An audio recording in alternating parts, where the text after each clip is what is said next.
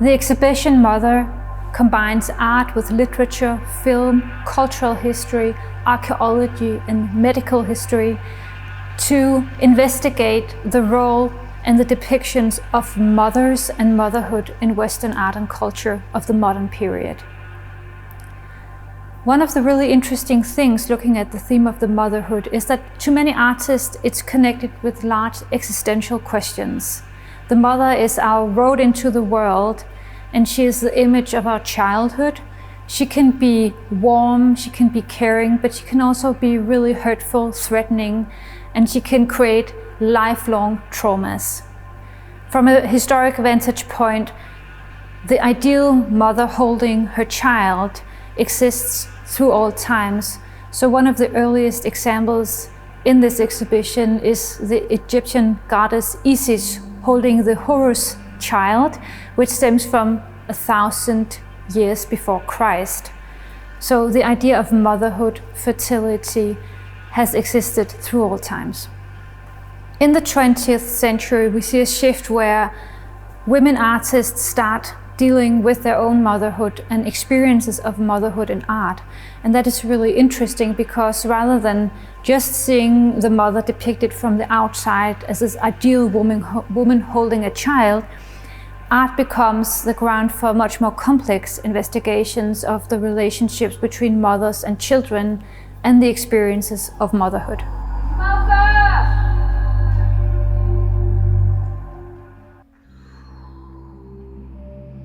This painting by Sano di Pietro comes from the middle of the 15th century, and it depicts a Madonna with child.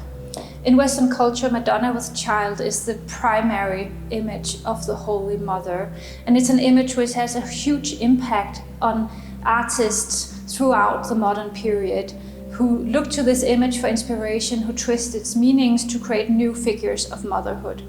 When you look at this classic painting, it has several traits that are quite common in this period. For instance, the blue coat or cloak that is worn by Madonna.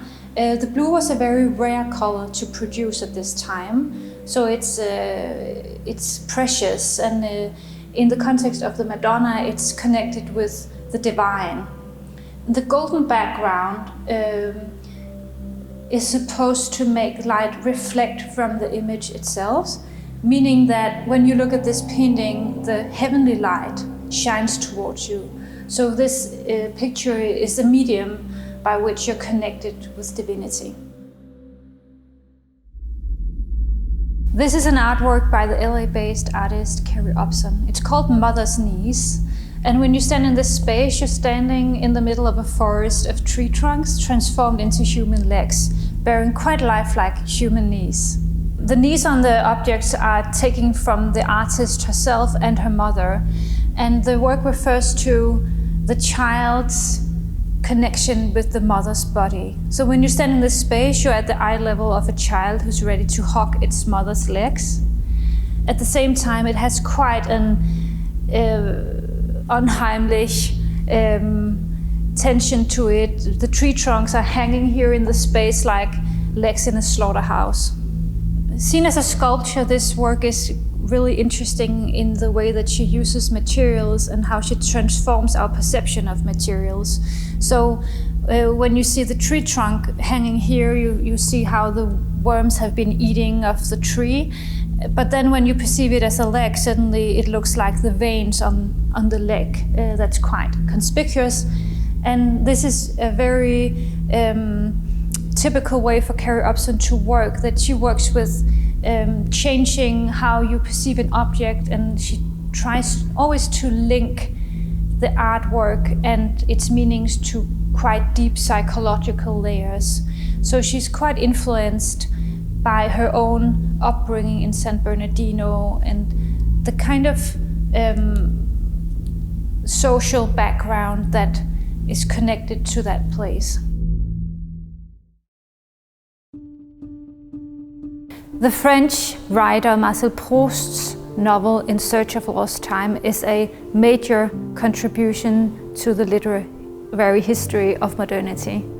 It is called the primary example of the literature of memory.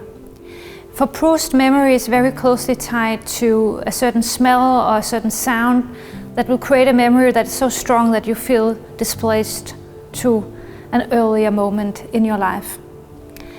In the first volume of the novel, the mother plays a significant role. A whole drama unfolds around the mother's goodnight kiss. And the protagonist, who is a young boy at this time, lies in his bed waiting for the mother's goodnight kiss, which is the most important moment in his day. So for Proust, the relationship between the young child and his mother becomes a forecast of the love life of the adult man who is always longing for a certain woman who he wants to be close with, but that he can't really get. So the child's relationship to the mother is connected to the adult love life.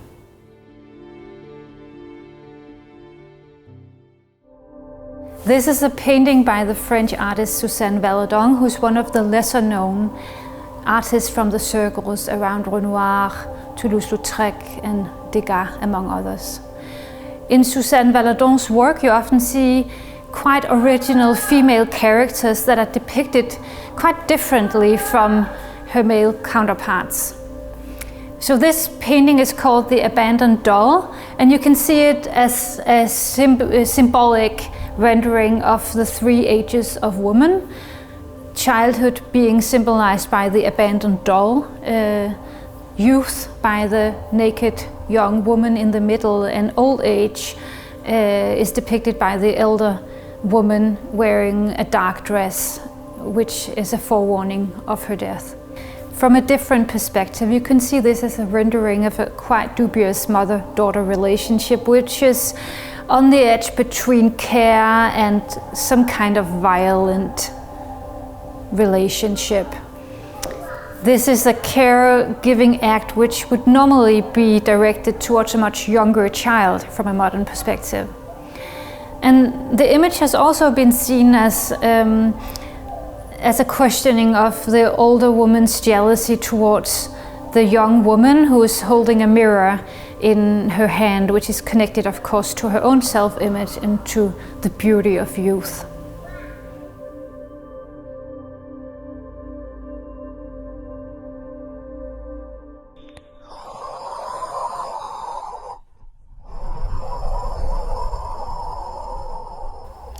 This is an artwork by Laure Prouvost, created especially for the Mother exhibition.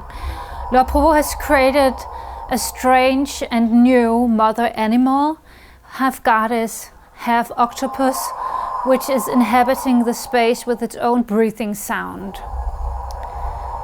In the sounds of the work, you also hear Laure Prouvost's own voice talking to her own child, and very often her work connects personal history with climate-related subjects, with fantasies of nature and the future. Mother!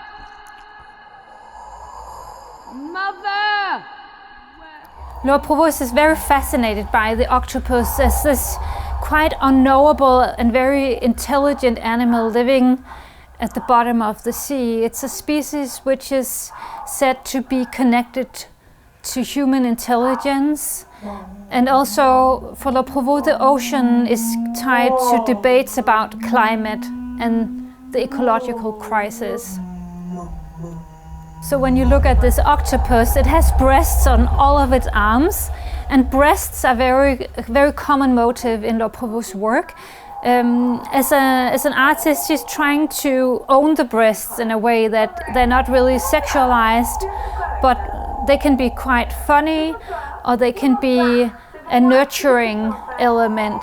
So this mother octopus has so many breasts that she can feed the entire world.